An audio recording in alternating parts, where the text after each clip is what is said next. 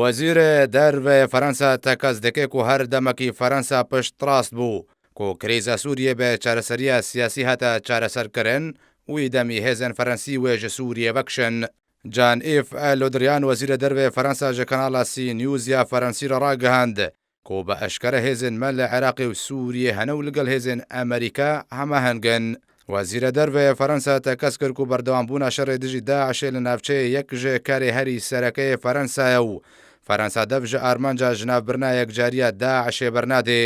لۆدریان بەردەوامی بێ گۆتنا خۆدا و گوت و کورد ڕێزا پێشیە هەفەیمانن فەرەنسا دێ و ji ber ku Kurd şerê dijî Daişê de roleke serekî dîtine û gelek qurbanî dane nabe werna jibîrkirin.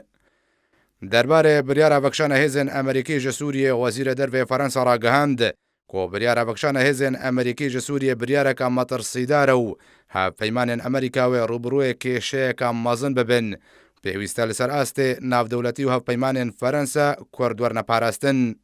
وەزیرە دەربێ فەرەنسا گوت و پێویستە بەشار ئەسەد ji بۆی بەرقەراربوونا ئەولەهی و ئاسایشێ li Sûriyê پرۆسەیەکە wî ya siyasî hebe û bêguman wî demî Ferensa û hêzên xwe ji Sûriyê vekişîne.